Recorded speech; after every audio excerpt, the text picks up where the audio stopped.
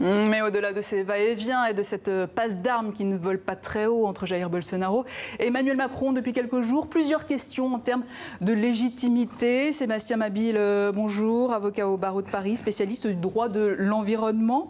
Quand Bolsonaro évoque cette notion de souveraineté par rapport à l'Amazonie, il n'a pas totalement tort, le président brésilien? Alors, il n'a pas totalement tort. Effectivement, la question de la souveraineté sur ce qu'on appelle ici, et ce qu'a qualifié Emmanuel Macron de bien commun, c'est-à-dire les forêts, les océans, l'atmosphère, est une question extrêmement sensible au Brésil, et notamment pour l'Amazonie. Jair Bolsonaro est un militaire, et l'armée brésilienne vit depuis dans le fantasme du fait que des puissances extérieures cherchent à s'approprier les ressources naturelles, minières, forestières de l'Amazonie, de cet immense territoire qu'elles n'ont pas les moyens militaires de contrôler. Et donc en fait, ils font face à deux craintes. La première, c'est celle de l'Indien. C'est pour ça que la question aussi des territoires autochtones est aussi une question très sensible, avec cette peur, encore une fois largement fantasmée, que les territoires autochtones un jour déclarent leur autonomie, leur indépendance, soutenue par des puissances étrangères.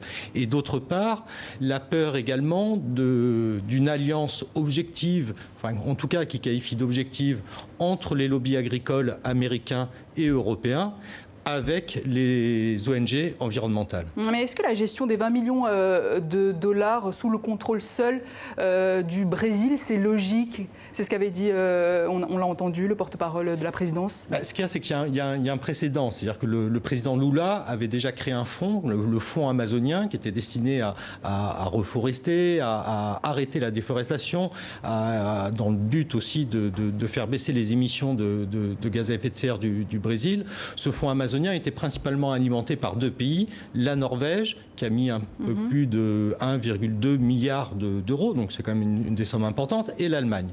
Et au mois de mai, Jair Bolsonaro, qui, un peu comme tous les gouvernements d'extrême droite, détruisent puisqu'ils ne construisent, Jair Bolsonaro a décidé de supprimer le comité technique de suivi de ce fonds amazonien.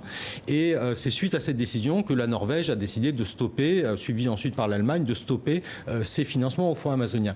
Donc finalement, Jair Bolsonaro, à travers cette décision, a démontré une chose, c'est qu'il n'était pas capable de gérer l'argent, les fonds des bailleurs internationaux qui sont mis pour protéger l'Amazonie. Mais est-ce qu'il n'y a pas une question aussi d'ingérence écologique après l'ingérence politique, humanitaire qu'on a connue et qui font encore polémique aujourd'hui? La question se pose. Il y a un article qui a été publié par M. Walt, qui est professeur à Harvard aux États-Unis et qui a beaucoup circulé au Brésil, qui a été publié le 5 août, donc avant que cette affaire prenne une dimension internationale, et qui était intitulé « Qui sauvera l'Amazonie ?» et qui commence par un scénario de politique fiction dans lequel il explique une situation où, sous l'égide des Nations Unies, une coalition militaire emmenée par les États-Unis organise le blocus militaire et naval des ports brésiliens pour sauver l'Amazonie et mettre fin à la déforestation.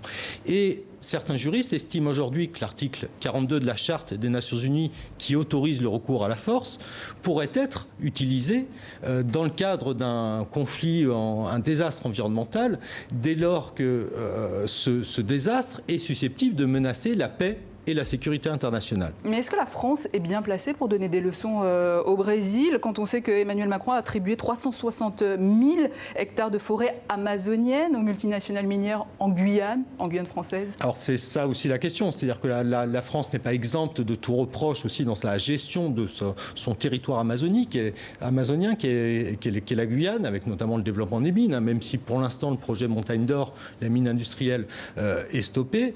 Au-delà de ça, on parle aussi beaucoup de l'Amazonie pour son rôle pour le climat. Il ne faut pas oublier que les États-Unis émettent 10 fois plus de gaz à effet de serre que le Brésil, que la Chine en émet 60 fois plus. Et donc, on peut aussi s'interroger pourquoi on vise uniquement le Brésil et cette prétendue ingérence écologique ne pourrait pas s'appliquer également contre la politique chinoise qui construit à tour de bras des centrales à charbon.